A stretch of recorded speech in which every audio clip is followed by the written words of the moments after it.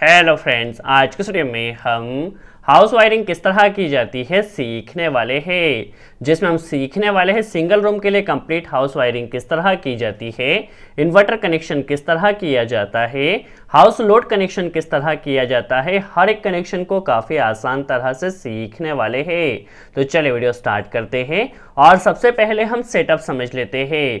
देखिए, हमारे पास एक सिंगल फेज एनर्जी मीटर है। इसके अलावा हमारे घर की एक double pole main distribution MCB है और चूंकि हमें यहाँ पर इन्वर्टर कनेक्शन भी करना है तो इन्वर्टर कनेक्शन के लिए हम यहाँ पर एक डबल पोल एमसीबी कनेक्ट कर रहे हैं। आप यहाँ पर सिंगल पोल एमसीबी भी कनेक्ट कर सकते हैं, बट यहाँ पर हमने double pole MCB inverter connection के लिए कनेक्ट किया है। यहाँ पर हमें इन्वर्टर कनेक्शन भी सीखना है, तो हमें सबसे पहले इन्वर्टर के बैक पोर्शन में कनेक्शन टर्मिनल समझना होंगे।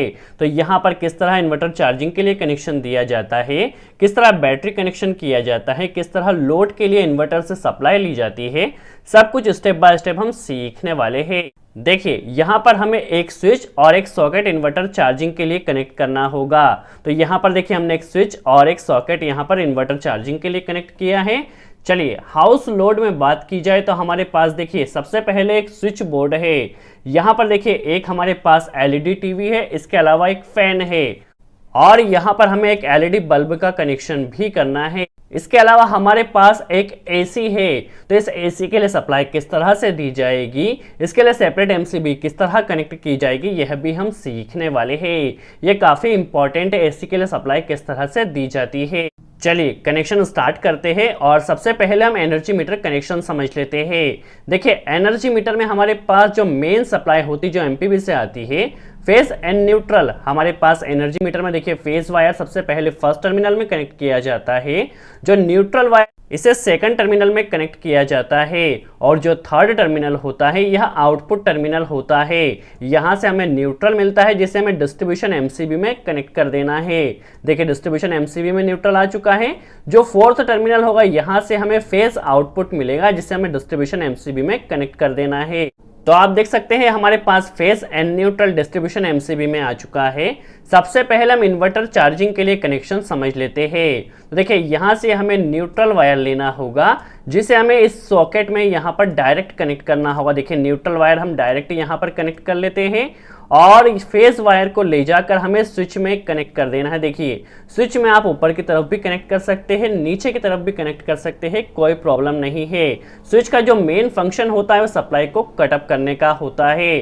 तो देखिए, यहाँ पर फेज वायर को हमने टॉप पोजीशन पे कनेक्ट किया है। जो स्विच का नीचे वाला पोजीशन होगी, जैसे स्विच को ऑन किया जाएगा तो ये फेज यहाँ से इस सॉकेट में आ जाएगा। देखिए, यहाँ पर अभी हमारे पास स्विच से कंट्रोल होता हुआ फेज सॉकेट में आ चुका है और न्यूट्रल डायरेक्ट कनेक्ट किया है। यदि आप अर्थिंग का कनेक्शन भी करना चाहते हैं तो अर्थिंग का कनेक्शन आप ऊपर यहाँ पर कर सकते हैं। देखिए, हमारे पास यह जो इन्वर्टर चार्जिंग के लिए बोर्ड हमने कनेक्ट किया है उसका कनेक्शन यहाँ पर हो चुका है। चलिए, अब इन्वर्टर चार्जिंग के लिए यहाँ से देखिए जो एमसीबी दी गई है, यहाँ से इसकी एक केबल आती है जिसमें फेज, न्यूट्रल एंड अर्थिंग का वायर होता है। तो इसे हमें देखिए 3 पिन टॉप में यहाँ पर कनेक्ट कर देना है। तो यहाँ से इन्वर्टर चार्जिंग सिस्टम इस स्विच बोर्ड के जरिए होने वाला है। अब हमें बैटरी कनेक्शन करना है। तो बैटरी के लिए देखिए यहाँ से हमें नेगेटिव पॉइंट मिलता है जिसे हमें बैटरी के नेगेटिव टर्मिनल में कनेक्ट कर देना है और यहाँ से हमें पॉजिटिव टर्मिनल मिलता है जिसे हमें बैटरी के पॉजिटिव टर्मिनल में कनेक्ट कर देना है। तो आप देख सकते हैं इन्वर्टर से हमारा बैटरी का कनेक्शन भी हो चुका है एंड चार्जिंग कनेक्शन भी हो चुका है। अब इन्वर्टर से जो आउटपुट सप्लाई हमें मिलती है वो 220 वोल्ट एसी मिलती है। तो देखिए, यहाँ से हमें फेज और न्यूट्रल मिलता है। आप चाहे तो सिर्फ फेज वायर ही लेकर आपके घर में कनेक्शन कर सकते हैं, बट यहाँ पर हम फेज एंड न्यूट्रल दोनों ले रहे हैं। नॉर्मली आप सिर्फ फेज वायर से ही कनेक्शन कर सकते हैं। देखिए, यहाँ से हमने न्यूट्रल वायर लिया है, इसे हमने देखिए इन्वर्टर के लिए जो एमसीबी कनेक्ट किया है यहाँ पर न्यूट्रल वायर को कनेक्ट कर दिया है और यहाँ से हमें फेज वायर मिलेगा जो कि इन्वर्टर से हमें मिलने वाला है। तो इस फेज वायर को देखिए इस एमसीबी में हमें कनेक्ट कर देना है। तो आप देख सकते हैं इन्वर्टर का जो आउटपुट है यहाँ से हमें 220 वोल्ट एसी की सप्लाई यहाँ पर आ चुकी है। अब किस तरह प्रॉपर कनेक्शन किया जाएगा हम समझ लेते हैं। अभी तक हमारा इन्वर्टर का सेटअप पूरी तरह से कंप्लीट हो चुका है। अब देखिए, यदि हमें हाउस की कंप्लीट वायरिंग करना है तो वहां स्विच बोर्ड में हमें 3 वायर लेके जाना होते हैं, फेज, न्यूट्रल और इन्वर्टर का एक वायर जाता है। टोटल 3 वायर होते हैं। यदि आप अर्थिंग का वायर भी ले जाना चाहते हैं तो टोटल 4 वायर हमारे स्विच बोर्ड तक जाते हैं। देखिए अब चूंकि यहाँ पर हमें इन्वर्टर से सिर्फ एक ही वायर लेकर जाना है, तो यहाँ पर देखिए जो इन्वर्टर का न्यूट्रल है उसे हमें इस तरह से लूप कर देना है। यदि आप लूप नहीं भी करते हैं तो कोई प्रॉब्लम नहीं है, आप इन्वर्टर से सिर्फ फेज वायर ही लेकर कनेक्शन कर सकते हैं। देखिए अब हमारे पास जो स्विच बोर्ड है, इस स्विच बोर्ड तक हमारे 3 वायर जाएंगे। सबसे पहले ये फेज वायर देखिए यहाँ पर आ चुका है, यहाँ से न्यूट्रल वायर देखिए हमारा यहाँ पर आ चुका है, और यहाँ से एक इन्वर्टर का वायर भी जाने वाला है। तो इस इन्वर्टर वायर को भी हमें स्विच बोर्ड तक ले आना है। तो देखिए हमारे पास 3 वायर आ चुके हैं। देखिए हमारे पास जो फैन है और यह एलईडी लाइट है, ये 2 कनेक्शन को हमें इन्वर्टर के जरिए रन करना है। इसके अलावा ये जो एलईडी टीवी है और ये 5 पिन प्लग है, ये 2 पॉइंट को हमें मेन पावर सप्लाई के जरिए रन करना है। फिर से एक बार, इस एलईडी टीवी को और 5 पिन प्लग को हमें मेन सप्लाई के जरिए रन करना है। इसके अलावा इस फैन को और हमारे पास ये जो एलईडी लाइट है, ये 2 पॉइंट को हमें इन्वर्टर के जरिए रन करना है। तो किस तरह प्रॉपर कनेक्शन किया जाएगा हम समझ लेते हैं। और हमारे पास ये देखिए जो एसी है, इस एसी को स्टार्ट स्टॉप करने के लिए हमने सेपरेट एमसीबी कनेक्ट किया है। उसके लिए किस तरह कनेक्शन दिया जाएगा हम समझ लेते हैं। सबसे पहली बार हमने यहाँ पर सेपरेट एमसीबी क्यों कनेक्ट किया है, तो देखिए जो एसी का लोड होता है वह ज्यादा होता है। तो उस कंडीशन में यदि हम नॉर्मली यहाँ पर देखिए एसी सप्लाई के जरिए एसी का कनेक्शन करते तो हमारे वायर के जलने की संभावना काफी ज्यादा होती है। तो इसीलिए हमने यहाँ पर एक सेपरेट एमसीबी कनेक्ट किया है। देखिए पहले हम नॉर्मल हाउस वायरिंग समझ लेते हैं।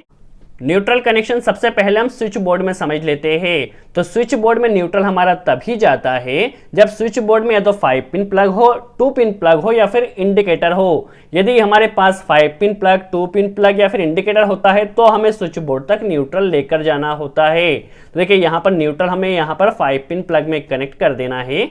देखिए न्यूट्रल यहाँ पर आ चुका है, यहीं से न्यूट्रल हमें सभी लोड में कनेक्ट करना है। देखिए यहाँ पर सबसे पहले एलईडी टीवी में न्यूट्रल हमारा कनेक्ट हो चुका है, यहीं से हमने एक लूप लिया है और इस लूप को ले जाकर हमें फैन में कनेक्ट कर देना। देखिए फैन में न्यूट्रल आ चुका है और यहीं से एलईडी बल्ब में भी न्यूट्रल कनेक्ट कर देना है। तो आप देख सकते हैं न्यूट्रल का कनेक्शन हमारा यहाँ पर कंप्लीट होता है। अब हमें मेन पावर सप्लाई से इस एलईडी टीवी को और इस 5 पिन प्लग को रन करना है। तो देखिए यहाँ पर हमारे पास जो मेन पावर सप्लाई का फेज आया है, इस फेज को हमें ले जाना है, इसे स्विच में कनेक्ट कर देना है। जिन भी लोड को आप मेन सप्लाई के जरिए रन करना चाहते हैं उन स्विच में नीचे की तरफ आपको इस फेज को कनेक्ट कर देना है। तो देखिए हमारे पास स्विच बोर्ड में सिर्फ 2 ही स्विच को हमें मेन पावर सप्लाई से कनेक्ट करना है। ये हमारे पास देखिए ये एलईडी टीवी के लिए स्विच है और ये 5 पिन प्लग के लिए स्विच है। तो दोनों स्विच में देखिए यहाँ पर फेज की लूपिंग इस तरह से हमें नीचे की तरफ कर देना है। और भी कोई स्विच हो तो आप इसी तरह से लूपिंग कर सकते हैं। सबसे पहले हम इस 5 पिन प्लग का कनेक्शन समझ लेते हैं। इस 5 पिन प्लग में अभी देखिए न्यूट्रल डायरेक्ट आ रहा है और जो फेज वो स्विच के जरिए आएगा। जैसे स्विच को ऑन किया जाएगा तो ये फेज यहाँ से यहाँ आएगा और यह जाएगा हमारे 5 पिन प्लग में। तो आप देख सकते हैं यहाँ पर हमारा 5 पिन प्लग का कनेक्शन कंप्लीट होता है। अभी देखिए यहाँ पर इस स्विच में भी फेज नीचे की तरफ आ रहा है। जैसे स्विच को प्रेस किया जाएगा तो ये फेज हमारा एलईडी टीवी में आ जाएगा। तो देखिए ये एलईडी टीवी का कनेक्शन भी हमारा यहाँ पर कंप्लीट होता है। अब देखिए हमारे पास इस फैन को और इस एलईडी लाइट को इन्वर्टर के जरिए कंट्रोल करना है। तो जब मेन पावर सप्लाई रहेगी तो ये 2 पॉइंट जो हमारे ये मेन पावर सप्लाई से रन होंगे और जैसे ही पावर हमारा जाता है तो उस कंडीशन में फैन और एलईडी लाइट हमारी इन्वर्टर पावर सप्लाई से रन होंगे। ये सब सेटिंग इन्वर्टर में पहले ही की होती है।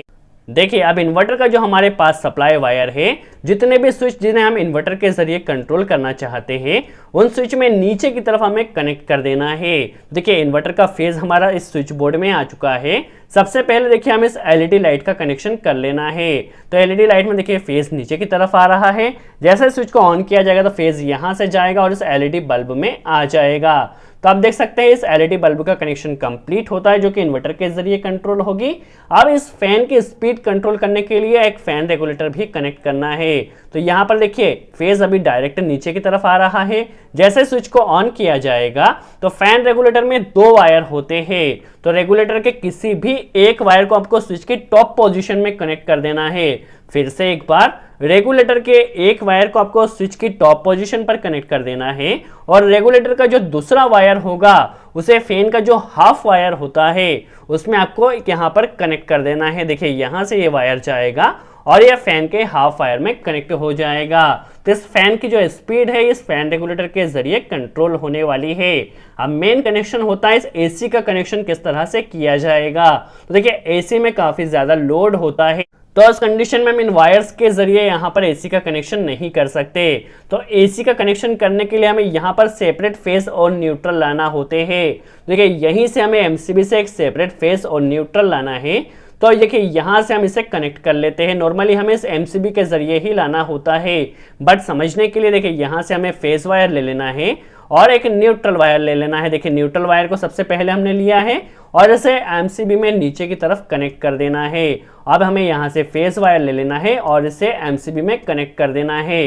यदि आपने हेवी वायर यूज़ किया है आपके घर में नॉर्मली 4 स्क्वायर mm या 6 स्क्वायर mm का, तो आप यहाँ पर डायरेक्ट इस स्विच बोर्ड से ही सप्लाई ले जाकर एसी का कनेक्शन भी कर सकते हैं। बट यदि आपने 1.5 स्क्वायर mm या 2 स्क्वायर mm का वायर यूज़ किया है तो उस कंडीशन में आप एसी के लिए सेपरेट वायर डालना ही बेटर होगा। यदि आपने फिर से एक बार जो सर्किट वायर है वो हेवी वायर डाले हैं तो उस कंडीशन में आप यहाँ पर एसी के सप्लाई वायर यहीं से ले सकते हैं। बट यदि कम रेटिंग के वायर हो तो आपको यहाँ पर सेपरेट वायर लाना होगा। देखिए यहाँ पर हमारे पास फेज एंड न्यूट्रल आ चुका है। अब यहाँ से देखिए हमारे पास न्यूट्रल जाएगा और उस एसी में हमें कनेक्ट कर देना है और जो फेज वायर होगा उसे भी हमें एसी के इंडोर यूनिट में कनेक्ट कर देना है।